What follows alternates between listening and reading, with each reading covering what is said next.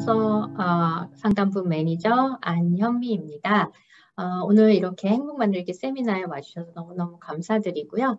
오늘도 같이 나를 변화시키는 행복의 법칙에 대해서 알아보면서 행복에 대한 시간을 갖도록 하겠습니다. 잠시 스크린을 쉐어하도록 하겠습니다.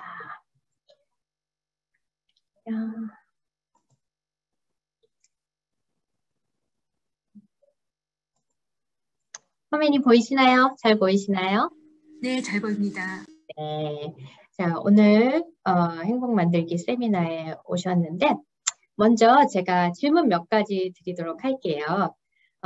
지금 혹시 뭐 종이나 펜을 가지고 계신 분들은 이 질문 4가지가 있는데 한 가지씩 혹시 답을 간단하게 한번 써보시고 나중에 질문 응답 시간에 잠깐 쉬어할 수 있는 시간이 가질 수 있으면 또 그렇게 갖도록 하겠습니다. 자, 1번. 당신은 지금 행복하십니까? 예, 아니요, 잘 모르겠다. 이 3가지 중에 한 가지 써보세요. 2번째, 만약 지금 내가 행복하지 않다면 그 이유는 뭘까? 간단하게 써보시면 좋을 것 같아요. 일이 힘들다, 뭐 가족이 힘들다, 이렇게 간단하게 2가지를 한번 써보시기 바랍니다.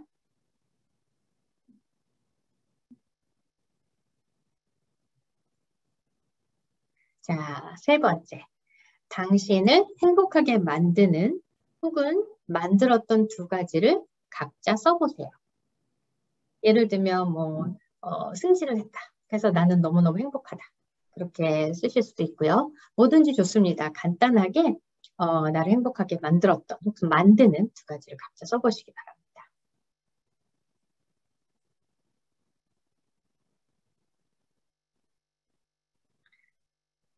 자, 마지막 질문 혹시 선생님들 그 챗에 올려주실 수 있는지 모르겠습니다. 만약에 불가능하시면 각자 종이에 쓰셔도 되고요. 챗에 올릴 수 있으시면 써주셔도 좋겠습니다. 여러분들이 다 같이 보실 수가 있어서 좋을 것 같은데요. 그건 선생님이 편하신 방법으로 하시면 좋겠습니다. 자, 행복한 사람은 어떤 사람입니까? 2가지씩 써주시기 바랍니다.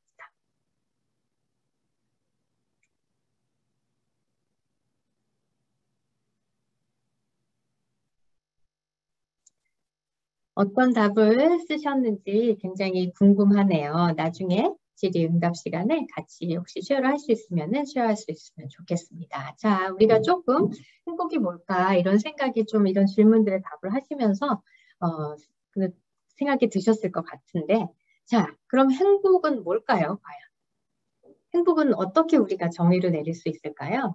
자, 러스 해리스 박사님은요.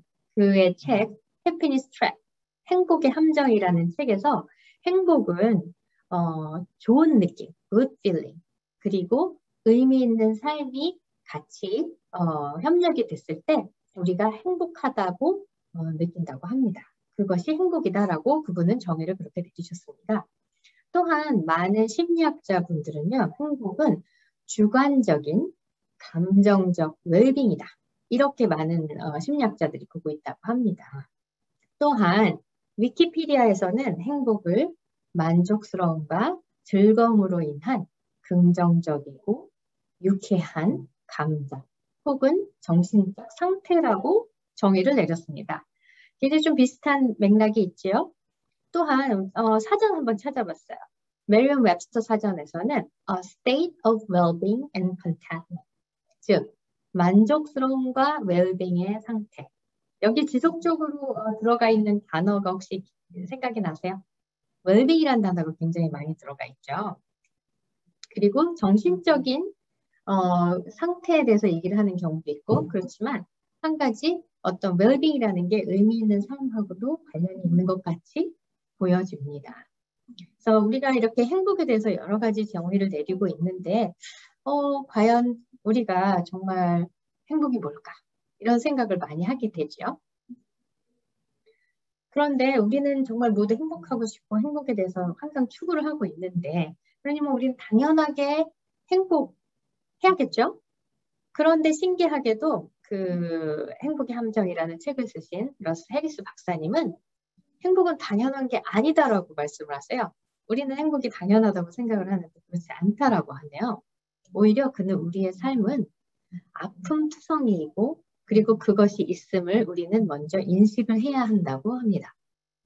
우리는 당연히 행복해야 한다고 믿고 있는데 말이죠.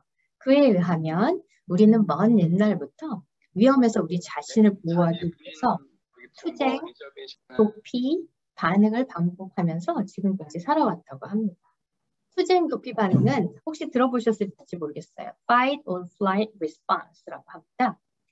Fight or flight response는 우리가 우리의 몸에 DNA에 내재되어 있는 프로그램된 우리의 자동적인 반응을 말합니다.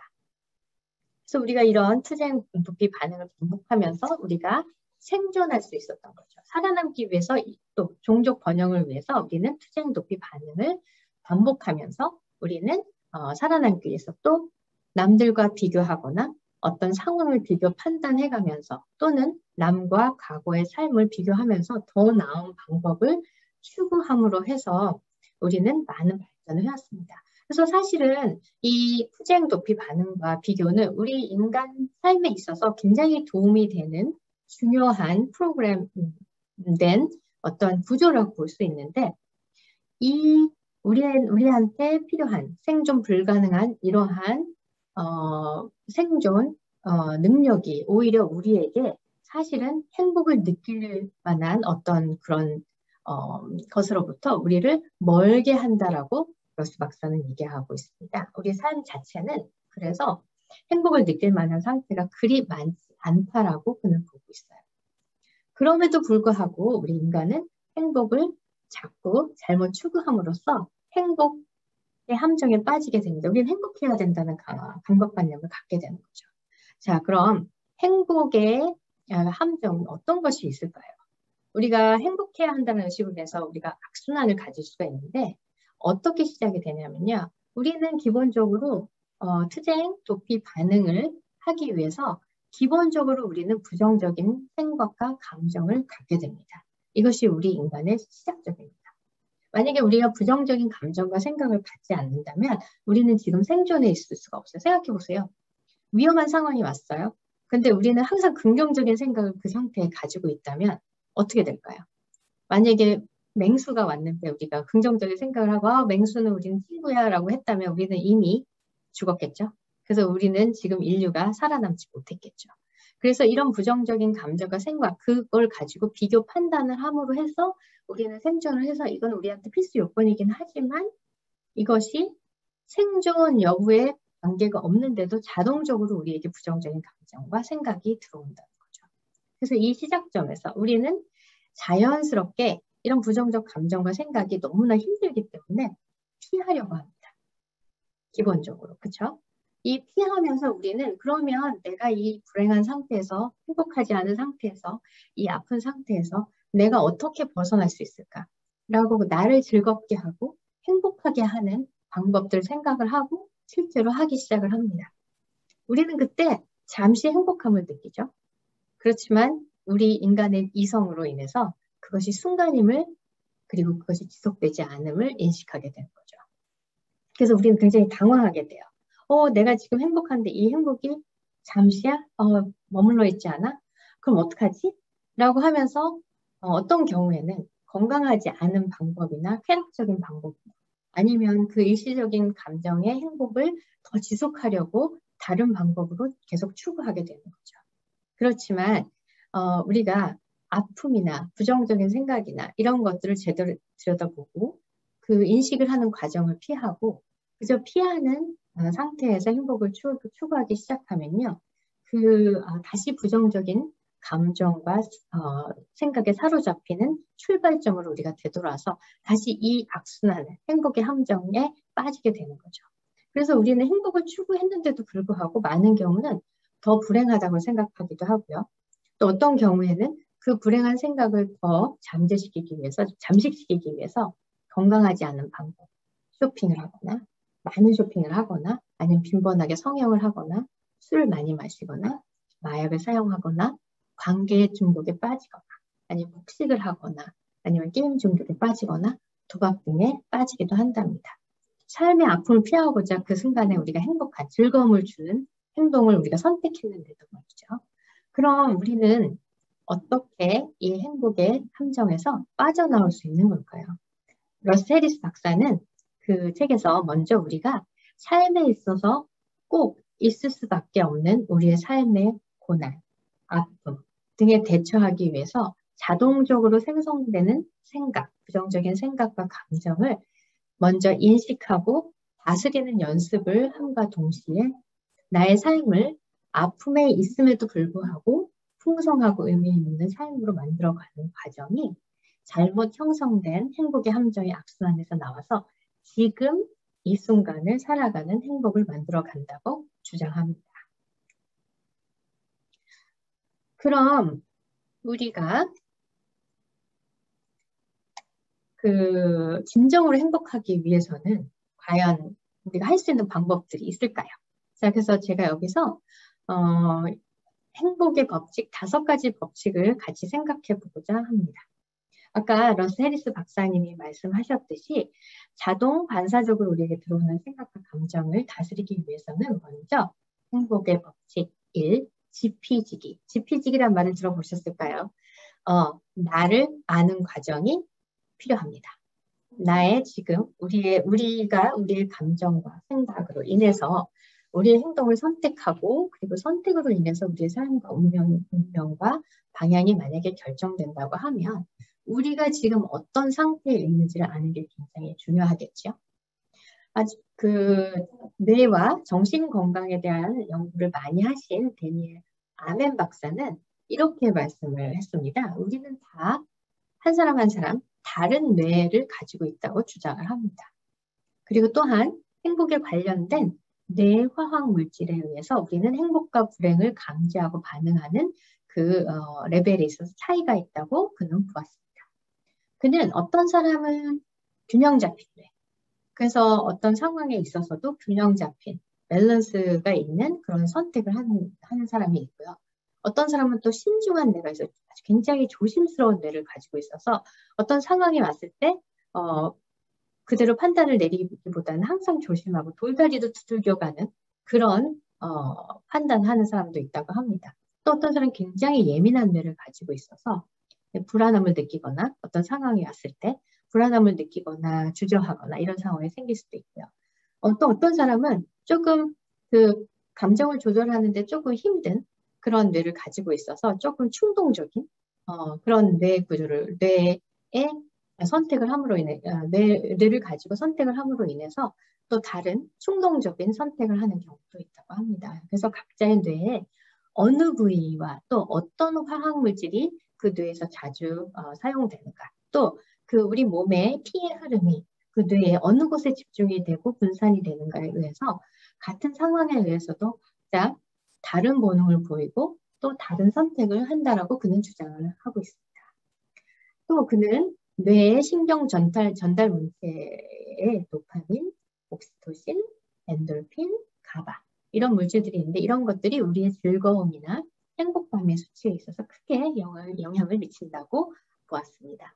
그렇다면 우리 몸과 그에 따른 관련된 물질, 구조 등 이런 생물학적 요인들도 우리의 정신, 마음뿐만이 아니라 우리의 행복이나 정신 건강에 직접 관련이 있다고 볼 수 있겠죠. 또한 그것이 우리가 어떤 생각을 하고 느끼고 선택을 하는가에도 굉장히 큰 영향을 준다라고 볼 수 있겠습니다. 이전에는 사실은 우리가 정신건강 문제를 다룰 때에는 마음 상태만 포커스를 많이 맞췄습니다. 그러나 지금 많이 과학이 발달하고 의학이 발달됨으로 인해서 우리 뇌도 사실은 우리의 장기 중에 하나거든요. 그 뇌가 어떻게 우리 정신 건강에 영향을 미치고 있는가에 대해서 많은 연구가 지금 되고 있습니다. 그리고 또 저희들의 뇌는 자연 치유력이라는 게 있고 또 그 자연 치유력을 도와줄 수 있는 여러 가지 방법들을 우리가 연구를 하고 또 필요에 의해서는 우리가 필수 불가결하게 약 처방을 하거나 약을 사용해야 되는 방법도 있습니다. 그러니까 어떤 경우는 자연 치유력을 주장하는 사람들은 약을 절대 먹어서는 안 된다. 또 약이나 이런 의학 쪽에 종사하시는 분들은 자연 치유력은 말이 안 된다. 이렇게 생각하시는 분이 많은데요. 사실 우리가 여러 가지 방법들을 잘 찾아보고 내가 지금 어떤 상태인지 아시고 그 상태에서 내가 필요한 것이 무엇인가를 아는 것이 중요하고, 그리고 그러니까 주체적으로 나의 치료나 선택에 있어서 그 전문가들과 상의하고 같이 개발해 나가는 것이 사실은 굉장히 중요하다고 생각합니다. 자, 그 Addicted to the Monkey Mind라는 책을 쓰신 분이 계십니다. 이 저자 베노이스는 한국 책이 있는지 없는지는 제가 지금 잘 모르겠습니다만은 이 책에서 그는 아까 저희가 생각과 감정과 행동을 알기 위해서 굉장히 도움이 많이 되는 말씀하셨는데, 그 책에서 우리의 생각 구조에는 두 가지 마인드가 있다라고 그는 보았습니다. 멍키 마인드, 멍키 원숭이죠. 멍키 마인드와 그리고 observing 마인드, 관찰하는 마인드가 우리 안에는 두 가지가 크게 있다고 그는 보았습니다. 멍키 마인드는 사실은 그 자동 반사적인 부정적인 생각과 추측을 말하고요. 대체로 우리 인간이 외부의 데이터를 그 사람 자체가 주관적으로 내재시키는 선택을 함으로써 발생하는 것이 멍키 마인드라고 그는 보았습니다. 그리고 관찰하는 마인드는 우리가 부정적인 생각과 느낌을 그대로 내재하는 것이 아니라 먼저 그 생각에서 우리를 조금 떨어뜨리면서 객관적인 사실을 먼저 관찰하고 챌린지하고 그 상황에 대처하는 이성적인 생각을 개발하는 것을 연습함으로 인해서 다른 행동 선택을 하게 한다라고 보았습니다. 그는 우리가 이러한 연습을 통해서 관찰하는 마인드, observing 마인드를 많이 만들어감으로 인해서 자동적으로 생성이 되는 그 부정적인 생각을 내재함으로 생긴 멍키 마인드로 생긴 부정적인 선택에서 자주적이고 긍정적인 행복한 선택을 할 수 있다고 그는 보았습니다. 그렇다면 우리는 어떻게 우리의 생각을 자동 반사적인 부정적인 생각에서 지킬 수 있는 걸까요? 돈 미글 루이즈 씨는 우리는 4가지 삶의 동의를 함으로써 우리의 생각을 지킬 수 있다고 보았습니다. 그 첫 번째 동의 하나, 말에 흠이 없게 하라. 말에 흠이 없게 하라. 무슨 뜻일까라는 생각이 드시죠? 그러니까 내가 어떤 말을 했을 때 그 말에 합한 행동을 선택하는 겁니다. 내가 예를 들면 나는 정직할 거야 라고 말을 했다면 정직한 행동을 하는 거죠. 그게 말을 흠이 없게 하는 행동과 말이 함께 가는 방법인 거죠. 근데 이 행동과 말이 흠이 없게 하다라는 것은 동일하게 일치하는 선택을 우리가 했을 때 사실은 우리가 행동과 말이 일치하지 않을 때 우리는 굉장한 불안함을 느낍니다. 그래서 말과 행동이 동일할 때에는 우리에게 있는 많은 불안함을 없앨 수 있음을 알 수가 있습니다. 두 번째, 그는 우리가 삶에 다른 동의를 해야 한다고 말합니다. 어느 것도 주관적으로 받아들이거나 해석하지 마라. 자, 아까 제가 부정적인 생각은 자동 반사적으로 우리에게 생존하기 위해서 들어온다고 말씀을 드렸죠. 사실은 우리가 그 부정적인 생각이 우리 머릿속에서 자동 생성된다고 생각을 하는데요. 사실은 자동적으로 입력이 된 우리 뇌의 데이터입니다. 그래서 그 데이터를 통해서 우리가 그 해석을 하는 것은 우리의 선택입니다. 그래서 만약에 예를 들면 엄마가 아들한테 너는 왜 항상 엄마 말을 안 듣니? 왜 이렇게 함부로 행동을 하니? 라고 엄마가 아들에게 얘기를 했다고 칩시다. 그럼 그 아들은 그걸 그대로 받아들이는 선택을 할 수도 있고, 그리고 그것을 듣고서 과연 내가 마음대로 행동을 했을까? 정말 그랬을까? 라고 생각을 해서 그것이 진실인지 아닌지를 해석하고 선택할 수도 있습니다. 그래서 우리가 어떤 부정적인 외부의 데이터나 나의 안에 이미 디벨롭이 되어 있는 데이터나 우리가 그것을 주관적으로 그대로 받아들이거나 해석하기보다는 한 번 더 생각을 해보실 필요가 있습니다. 세 번째, 우리가 또 하나의 동의를 하는 데 있어서 중요한 것은 추측하지 말라입니다. 우리 다른 사람들의 생각에 대해서, 행동에 대해서 우리가 어떻게 반응을 할까요? 보통 우리가 부정적인 반응을 할 때는 우리 자체의 주관적인 판단에 의해서, 추측에 의해서 생각을 하는 경우가 많이 있습니다. 예를 들면 오늘 상사가 항상 웃는 상사가 오늘 웃지 않고 오피스에 들어왔다고 생각해 보세요. 근데 어떤 사람은 그 상사의 얼굴을 보고 내가 오늘 뭐 잘못했나? 라고 생각하는 사람도 있고 어떤 사람은 오늘 뭐 저 상사가 오늘 부인하고 싸웠나 보지. 이렇게 생각하는 사람도 있고 아니면 어떤 사람은 상사의 저 얼굴은 내가 오늘 잘리나? 이렇게 생각하는 사람도 있죠. 그래서 이것은 누구의 생각이죠? 상사의 생각인가요? 나의 생각인가요? 나의 생각입니다. 그래서 이것은 추측에 해당됩니다. 상사가 내가 너를 오늘 자를 거야 라든지 내가 너 때문에 오늘 내가 화가 났어 라든지 아니면 내가 오늘 와이프하고 싸워서 너무 힘들었어 라고 말하지 않는 이상 내가 지금 생각하고 있는 것은 사실이 아닙니다. 추측입니다. 그래서 이 추측을 피하고 내가 이게 추측인지 아닌지 알고 싶으면 어떻게 해야 될까요? 확인 작업을 하면 되겠죠. 물어보시면 됩니다. 상사에게 오늘 괜찮으세요? 오늘 조금 얼굴 표정이 안 좋으신데 괜찮으신가요? 라고 얘기를 했을 때 어떤 상사는 조금 오늘 아침에 뭐 와이프하고 싸웠어 라고 하면 내가 만약에 저 상사가 나를 자를 거야 라고 생각했던 내 생각은 완전하게 추측이 되겠죠. 그리고 사실은 상사가 와이프하고 싸운 것이 사실이 됩니다. 그래서 추측하기 이전 확인하고 싶으면 항상 물어보시는 것이 중요하고 확인하는 작업이 필요합니다. 자, 네 번째, 우리가 삶에 있어서 동일할 수 있는 방법은 뭘까요? 어떤 상황을, 어떤 선택을 하든 잘 준비하고 점검해서 그리고 그것이 내가 할 수 있는 선택이라고 결정이 되면 최선을 다하는 것입니다. 여기서 최선을 다하라고 얘기했죠. 결과를 완성하라고는 말하지 않습니다. 최선을 다하는 과정에만 집중하는 것입니다. 그래서 우리가 적어도 이 네 가지를 우리가 생각만 하고 이 중에 하나라도 우리가 선택을 하고 노력을 한다면 조금 더 불안하거나 힘들거나 어떤 삶의 아픔이 있다 하더라도 조금은 우리가 우리의 마음을 지킬 수 있는, 우리의 생각을 지킬 수 있는 그런 노력을 할 수가 있다라고 볼 수 있습니다. 자, 그런데 우리가 참 자동적으로 부정적인 생각과 감정이 너무 힘들 때는 아무리 우리가 노력을 해도 되지 않잖아요. 그죠? 그럴 때는요, 일본에 혹시 이렇게 놀러 가보신 분이 계신지 모르겠는데, 일본의 한 절에 그 3마리의 원숭이의 그 모형이 있습니다.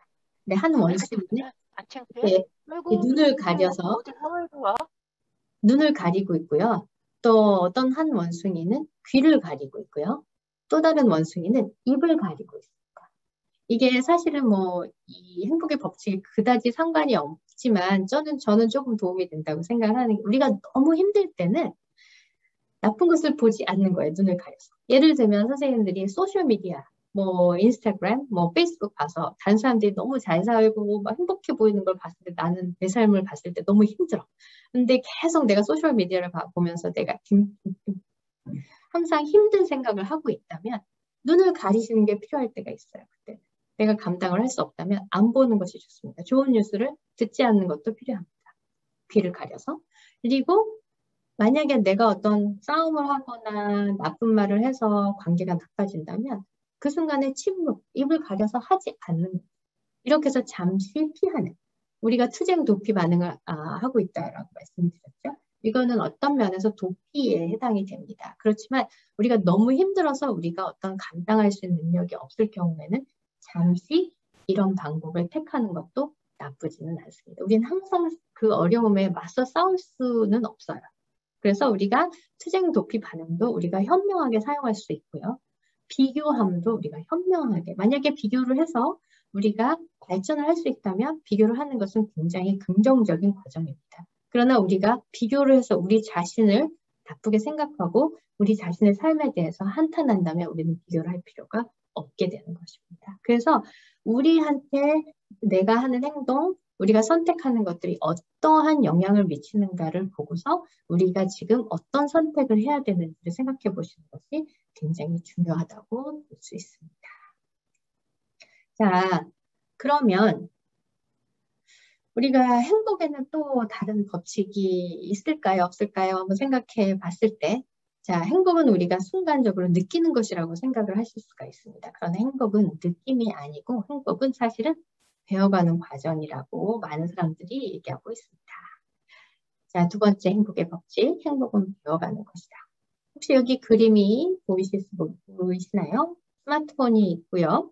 그리고 인간의 몸이 있는데 보이시나요? 네. 자, 왜 이런 그림을 제가 여기다 넣었는지 말씀드리면, 스마트폰을 한번 생각해 보세요. 스마트폰은, 다 여러분 쓰시고 계시죠? 거의 대부분 쓰시고 계신다고 보는데, 만약 우리 인간이 스마트폰과 같다라고 하면 어떤 생각이 드십니까? 스마트폰은 기본적으로 프로그램이 깔려 있죠. 그리고 기본적인 앱도 깔려 있죠. 근데 우리가 필요에 따라서 그 기본적인 앱 이외에도 다른 앱이 필요할 경우에 다른 앱을 다운받아서 또 그 다운받은 앱을 배워가면서 각자 다른 기능의 스마트폰을 쓰게 되죠. 처음에 산 스마트폰은 똑같지만 나중에 잘 앱을 활용하는 사람들은 더 많은 기능을 가진 스마트폰을 사용하고 있고요. 정말 저 같은 사람은 아주 기본에 충실해서 스마트폰을 사용하게 되죠. 우리 인간의 구조도 비슷하다고 생각을 하시면 어떨까요? 우리 인간에게는 살아남기 위해서 투쟁 대피 반응이 프로그램되어 있고요. 위급한 상황에 대처함으로써 우리를 보호합니다. 그러나 우리의 지속적인 긍정적, 그다음에 부정적인 마인드는 우리가 다운받는 앱처럼 각자의 선택과 학습 정도에 따라서 다른 레벨로 생성이 됩니다. 아시다시피 긍정적 마인드는 우리가 행복감을 지속하는 데 있어서 굉장히 큰 영향을 미칩니다. 마틴 셀리그만 박사님은 그의 저서에서 학습된 무기력과 학습된 낙관주의에 대해서 언급하셨습니다. 이 학습된 낙관주의가 우리의 행복에 크게 관련이 있다고 주장을 하시면서 그는 긍정적이고 낙관적인 사람들의 세 가지 특징을 이렇게 말합니다. 잠깐만요. 안 보이시죠? 먼저 영구, permanence라고 하는데요. 긍정적인 사람들은 그 실패나 나쁜 상황을 일시적인, 잠정적인, temporary죠. 요인으로 인해서 일시적인 것으로 받아들입니다. 그래서 그런 힘든 상황에 있어서 회복이 빠릅니다.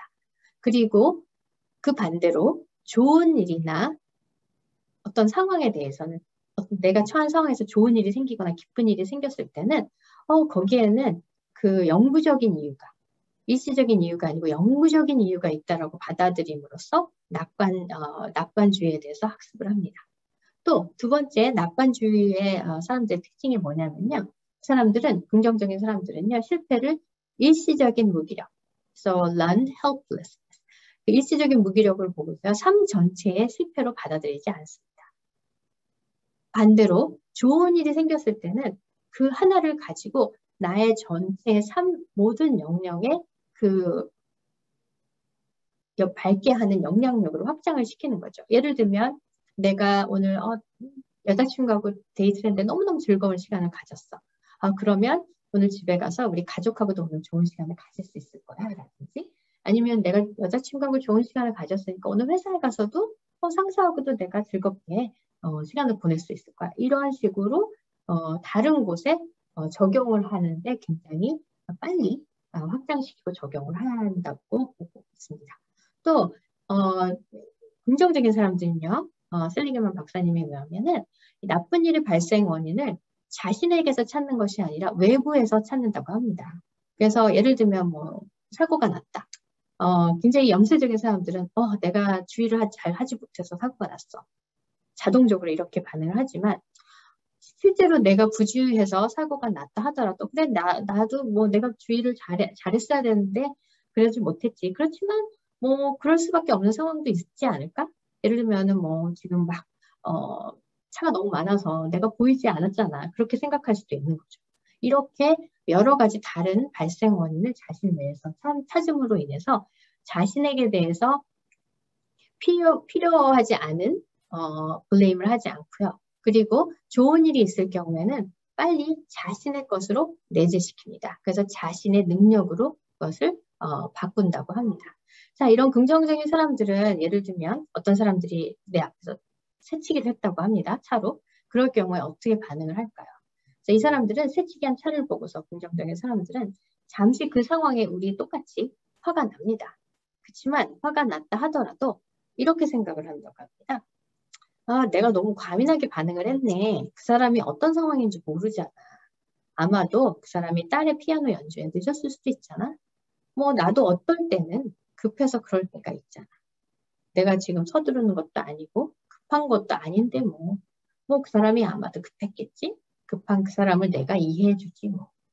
이렇게 생각함으로 인해서 그 순간의 부정적인 생각으로부터 빨리 긍정적인 생각으로 바꾼다고 합니다. 그러므로 우리가 그 스마트폰을 업그레이드 시켜서 배워가면서 잘 활용해 가는 것처럼 우리도 긍정적인 것이나 낙관적인 것을 지속적으로 배워감으로 인해서 행복한 삶의 원동력을 만들어갈 수 있습니다. 자, 그럼 행복하기 위해서 과연 우리가 어떤 것을 점검해야 할지 한번 생각해 봅시다. 자, 우리가 행복을 위해서 만약에 체크리스트를 가지고 있다라고 하면 어떤 것이 있을 수 있을까요? 뇌 연구를 많이 하셨던 그 매니아 아멘 박사님은 이렇게 말씀하십니다. 우리가 행복하기 위해서 우선 우리는 4가지 서클에 대해서 점검을 할 필요가 있다라고 보았습니다. 4가지 서클에는 생물학적 서클, 그다음에 심리적 서클, 그다음에 사회적 서클, 영적 서클이 있다고 그는 보았습니다. 생물학적 서클은 말하자면 우리의 신체 상황, 이분은 좀 더 이제 뇌에 많이 포커스를 맞추신 분인데요. 신체 상황과 뇌 기능에 대해서 우리가 체크해 보는 것입니다. 두 번째는 심리적 서클. 우리가 정신건강이라고 우리가 보시면 될 텐데, 우리의 마인드라고 보시면 될 텐데요.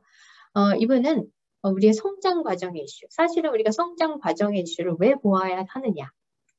아까 제가 부정적인 생각이나 부정적인 감정을 내재하는 멍키 마인드는 외부에서의 데이터로 인해서 우리가 그걸 주관적으로 선택해서 내재함으로 해서 생긴다고 말씀을 드렸죠.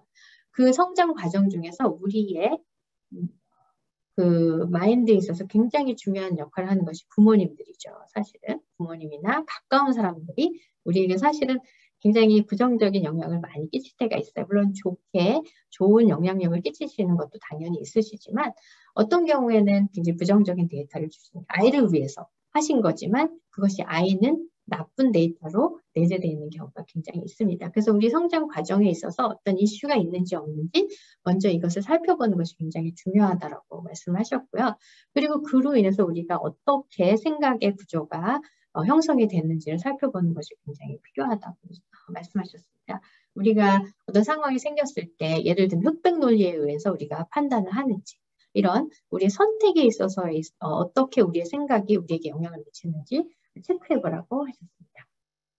또한 사회적 서클에 있어서는 우리가 다른 사람들과 어떻게 연결이 되어 있고 어떤 서포트 시스템을 갖고 있고 또 우리 삶의 상태가 지금 어떤지 예를 들면 우리가 직장 생활은 어떤지 아니면 우리가 개인의 셀프케어는 잘하고 있는지 또 사회적으로 내가 연결이 잘 돼 있고 사회적 영향이 예를 들면 우리 이민자죠. 이민자들은 사실 우리가 미국에서 태어난 사람들보다 많은 그 베리어를 갖고 있죠. 그래서 많은 예를 들면 언어적으로 힘드실 수도 있고 경제적으로도 힘드실 수도 있고 그래서 이런 것들이 이 미국 사회에서 살면서 어떤 영향을 나의 삶에 미치는지를 먼저 체크해보는 것이 굉장히 중요하다고 봤습니다. 마지막으로 영적 서클이 있는데요. 뭐 한국 분들은 신앙이 많이 특히 이민자분들 신앙이 많이 있으신데 만약 그런 부분에 있어서 신앙이 있으신 분은 신앙적인 면을 체크해 보시는 것도 좋고요. 아니면 우리가 세대 1세대, 2세대, 3세대 이런 세대 간에 있어서 우리가 어떤 제너레이셔널 갭이 있는지 없는지 잘 연결이 되고 있는지 그리고 우리가 사실은 행복한 삶을 위해서는 나를 돌아보고 나의 행복을 추구하는 것도 중요하지만 또한 내 삶의 목적과 의미가 다른 사람들과 더불어 사는 것이 어떤 우리 영적인 면에 있어서 굉장히 밸런스를 주고 있다고 이 에멘 박사는 보고 있습니다. 그래서 이 4가지를 체크업하는 것이 굉장히 중요하다고 그는 주장하고 있습니다. 자, 위에 4가지 영역을 우리가 현재 점검하고요. 우리 자신한테 어떻게 질문을 해볼 수 있을까요? 예를 들면 나의 생각 구조를 더 건강하기 위해서는 나는 내 생각을 조금 건전하게 바뀌어서 내가 뭘 하고 싶지? 어떤 마음을 갖고 싶지? 그러면 그걸 이루기 위해서 나는 어떤 목표를 세울 수 있지? 라고 한번 질문을 해보시는 것이 우리가 체크리스트에 체크 하는 거 과정이라고 보시면 좋을 것 같습니다. 자, 그리고 우리가 아까 생물학적 요인에 대해서 뇌 구조나 뭐 화학 전달 물질이나 이런 얘기를 제가 말씀드린 이유는 사실 우리가 건강하고 행복한 삶을 살기 위해서는 먼저 기본적인 신체적인 조건은 아주 우리 삶에 있어서 굉장히 기본적인 파운데이션이 되거든요. 그래서 우리 몸 그리고 우리 정신 그리고 우리가 영이 정말 튼튼한지 건강한지를 체크해 볼 필요가 있습니다. 여기서 뇌의 기능 강화가 중요하다고 말씀드렸는데요. 뇌의 기능을 강화하기 위해서 가장 쉬운 방법이 뭔지 아세요? 잘 주무세요. 밤에 잠 잘 주무시는지. 수면이 굉장히 중요합니다. 수면. 그리고 우리가 건강하게 식사를 하고 있나요? 건강한 음식을 먹고 있나요? 그래서 어떤 분은 우리가 먹는 것이 우리의 뇌이다라고 주장하시는 분들도 있어요. 그래서 먼저 우리 신체 상황을 우리가 건강한 파운데이션을 기본 구조를 만드는 것이 굉장히 중요합니다. 그래서 먼저 신체 조건들을 신체 구조나 신체 조건, 뇌 기능의 강화를 하는 방법을 우리가 생각해 보는 것이 중요하고 그 다음에 그것이 가능해서 잠도 잘 자고 밥도 잘 먹을 수 있고 운동도 하고 그럼에도 불구하고 내가 부정적인 생각을 갖고 있다. 그러면 이제 심리적인 요인으로 들어가겠습니다. 그럴 경우에는 이제 내가 효과적으로 내 마음을 잘 다스리기 위해서 어떤 방법을 내가 연습을 해야 되는지 그 방법에 대해서 이제 우리가 체크를 해봐야 되는 것입니다. 그리고 더 중요한 것은 많은 사람들이 고독감을 느낄 때, 다른 사람과 연결이 되어 있지 않을 때 행복하지 않다고 느낀다고 합니다. 그래서 우리의 관계에 문제가 있는지 없는지 그 부분에 대해서도 점검하고 내가 만약에 지금 아는 사람이 하나도 없고 너무 고독하고 격리되어 있어서 힘들다라고 하면 무엇을 해야 될까요? 관계를 갖기 위해서 무언가 플랜을 세워야 되겠죠? 이 방법을 체크해보는 것이 굉장히 중요하다고 봅니다. 자, 그럼 나한테 이런 뭐 4가지 서클을 체크업하고 그다음에 내 몸과 정신과 영을 튼튼하게 하는 방법들 생각을 할 때 굉장히 중요하게 질문을 해야 되는 것이 있습니다. 내가 선택하고 체크업하고 선택하는 이것들이 나의 가치, 목적과 삶의 의미에 맞는가? 라는 질문을 하는 것이 행복한 삶을 갖기 위해서 굉장히 중요하다고 볼 수 있습니다. 자, 그러면 이런 체크업 리스트를 끝내고 나서요. 그러면 우리가 행복을 배워가는 것이고 그다음에 체크해야 되는 것이고 그러면 행복은 과연 느낌일까요? 라고 해서 제가 느낌이 아니라고 말씀을 드렸죠. 행복은 사실은 우리가 근육이 굉장히 멋있는 남자분 한번 생각해 보세요. 그분이 그 멋있는 몸을 갖기 위해서는 어떻게 했을까요? 하루아침에 그 근육이 생겼을까요? 아니죠. 굉장히 많은 노력을 하지요. 처음에는 굉장히 예를 들면 살이 찌셨을 수도 있고 그렇지만 그 근육을 갖기 위해서는 식사 조절을 하셨을 수도 있고 매일매일 운동을 하셨을 것이고 일단 그 커미먼트를 하셨겠죠. 그래서 우리의 행복도 근육을 만드는 것처럼 근육을 만들어야 한다고 볼 수 있습니다. 아까 말씀드린 아멘 박사님은 원페이지 미라클이라는 그 액티비티를 통해서 이렇게 항상 질문하라고 말합니다. 생물학적, 예를 들면 우리 뇌나 신체 구조를 좋게 하기 위해서 나의 뇌, 몸을 위해서 내가 무엇을 할까? 그리고 거기에 따라서 한 가지 플랜을 디벨롭하라고 합니다. 한 가지 목표를 정하는 거죠. 심리적인 면에 있어서는 나의 마음을 위해서 내가 무엇을 할까? 내가 무엇을 하고 싶을까?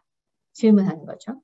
사회적인 서클을 위해서는 내가 좋은 관계, 일, 그리고 만약에 재정적인 문제가 나한테 굉장히 힘든 상황이라면 그것을 위해서 내가 무엇을 하고 싶고 어떻게 할까? 영적인 삶을 위해서 내가 의미 있는 삶을 위해서 내가 무엇을 할까? 그 각 서클에 나의 목표를 세우고 실천해 보라고 아멘 박사는 말합니다. 예를 들면 나의 마음을 위해서 내가 평안한 마음을 지키기 위해서 나는 오늘 불만을 말하지 않고 감사하는 일 3가지를 말한다. 이렇게 목표를 세우고 그날 하루 다른 날을 생각하시지 않는 게 좋아요. 그날 하루 3가지를 말하는 것만 집중하시는 겁니다. 그리고 내일은 또 내일에 가서 감사한 일 3가지를 말하는 걸 하는 거죠. 근데 우리가 많이 불안한 경우에는 앞일을 너무 많이 앞서 당겨서 생각할 때 우리가 많이 불안해집니다. 그래서 너무너무 불안해서 한꺼번에 너무 불안하기 때문에 오늘에 집중하지 못하게 되죠. 그래서 중요한 단어는 나는 오늘 무엇을 한다라는 것입니다. 이렇게 간단하고 짧은 목표를 정해서 실천하는 것이 굉장히 중요합니다. 그리고 이러한 스케줄들은요. 정기적인 스케줄이 필요합니다. 처음에는 일주일에 한 번. 그것이 잘 되면 우리가 성취감을 느끼겠죠? 그 성취감은 다음에 다른 좋은 행동을 강화시키는 데 도움이 됩니다. 그러면 그 다음 주는 2번 하는 거예요. 이렇게 해서 조금씩 늘려가는 것이지 왜 우리가 작심삼일이라고 말하는지 아세요? 3일밖에 못하는 이유는 너무나 거대한 목표를 세우고 너무나 미래까지 많이 생각하기 때문에 우리가 그만둬버리는 거죠. 하루에 할 수 있는 아주 작은 목표를 세워서 그날 하루만 하는 것에 집중을 하는 것이 굉장히 중요합니다. 자, 그리고 사람들에 따라서 나를 행복하게 만드는 요소들은 굉장히 달라요. 어떤 사람은 나는 싱글로 살아도 괜찮아, 오케이, 나는 혼자 라이프가 너무 좋아 라는 사람이 있는 반면에 어떤 사람은 나는 가족이 있어야 돼. 그래서 가족하고 연결된 게 나는 행복해. 아니면 대화를 하는 게 나는 행복해. 라고 하면 각자의 행복의 요소들은 굉장히 다르겠죠. 그래서 나를 물론 아까 말씀드린 4가지 서클, 기본적인 서클은 우리가 같습니다. 그러나 나의 행복감을 느끼게 하는 요소들은 사실은 조금 스마트폰의 앱처럼 다를 수가 있어요. 그래서 이런 요소들을 우리가 먼저 찾아서 그 요소들을 강화시키는 것이 굉장히 중요합니다. 그리고 긍정적인 사고, 긍정적인 언어 습관은 사실은 나에게 자기 암시를 하는 중요한 스텝으로서 이 긍정적인 언어 습관, 언어를 부정적인 언어에서 긍정적인 언어로 바꾸는 이 한 가지 행동만으로도 우리의 10년 뒤, 20년 뒤의 삶을 바꿀 수가 있습니다. 그래서 긍정적인 언어 습관은 굉장히 중요합니다. 예를 들면 우리 남편은 맨날 나한테 뭐라고 해. 하나도 도와주지 않아. 자, 이 부정적인 문장을 어떻게 바꿀 수 있을까요? 가장 쉬운 방법은 우리 남편은 어떨 때는 나를 도와주고 어떨 때는 나를 도와주지 않아. 그래서 50대 50으로 100%였던 거 50대 50으로 바꾸는 거죠. 그리고 이게 연습이 잘 되면 그 다음에는 우리 남편은 대부분 나를 잘 도와주고 있어 라는 생각으로 바뀌기 시작하면 우리 남편은 하나도 도와주지 않아 라고 했을 때는 불만이 생기지만 우리 남편은 많이 도와주고 있어 라는 점에 포커스를 맞추게 되면 다 자연스럽게 감사한 마음이 생기게 되겠죠. 그래서 우리가 어떤 말을 쓰고 있는지를 매일 점검하는 것이 굉장히 중요합니다. 그리고 아까 뇌를 강화시키기 위해서 어떤 것이 중요하냐. 그리고 우리 몸을 강화시키거나 우리의 정신을 강화시키기 위해서 굉장히 중요한 액티비티가 있는데요. 여행, 요리, 그리고 새로운 만남, 학습 등이 굉장히 중요합니다. 실제로 그 알츠하이머 환자분들이요. 예를 들면은 연세가 드셨을 때 학습을 계속하고 인간적인 만남을 계속 지속을 했을 때 실질적으로 알츠하이머 병 진행 상태가 굉장히 늦어진다고 합니다. 그래서 여행을 하는 거는 우리가 걷고 또 다른 것을 보고 판단하고 새로운 걸 자극을 받기 때문에 여행을 하거나 또 요리를 할 때는 여러 가지를 한꺼번에 생각하면서 만들지요. 그리고 맛있는 음식을 먹게 되면 즐겁지요. 그리고 맛있는 음식을 다른 사람하고 나눌 때 또 즐거움을 줄 수 있죠. 그래서 이런 다양한 경험을 할 수 있는, 나를 자극할 수 있는 그런 액티비티를 많이 생각하시고 연습해 보는 것이 굉장히 중요합니다. 자, 행복의 법칙. 마지막으로 우리가 행복한 삶을 살기 위해서는 가치관이 굉장히 중요합니다. 여러분 가정에 혹시 기억하실지 모르겠어요. 가훈이 있고 또 학교 다니실 때 급훈 또는 교훈이 있었던 거 생각나십니까? 왜 우리 사회, 가정, 학교에서 그런 것을 중시했을까요? 그것은 우리의 삶의 방향과 가치를 지속시키고 건강한 인간과 사회를 구성하는 도움이 되었기 때문입니다. 많은 사람들이 목표를 향해 달려갈 때 행복과 만족감을 많이 느끼는 반면에 한번 목표를 이루고 나면 좌절하거나 타락하는 경우를 많이 보셨을 겁니다. 어떤 유명인들 많이 그렇게 하시죠? 근데 왜 훌륭한 목표를 세우고 행복감을 느꼈을 텐데 이런 일이 일어나는 걸까요? 이런 경우는 우리가 목표는 있으나 가치관이 목표와 부합되지 않을 때 많이 나타나는 현상이라고 합니다. 우리가 가치관에 의해서 삶의 선택이나 목표를 결정할 때 보다 안정되고 행복한 삶을 영위하기가 쉬워진다고 합니다. 여러분은 9가지의 가치관이 있으십니까? 만약 없으시다면 오늘 한번 생각해 보시고 가족과도 나누어 보십시오. 그리고 나의 과거나 현재의 결정들이 이 가치관에 맞게 선택되었는가도 한번 살펴보시면 좋겠습니다. 또 한 가지 가치관을 세우는 게 굉장히 중요한 이유는 가치관이 확고하면요. 힘든 상황이 생겼을 때 우리가 회복 가능한 회복력, resilience라고 하죠.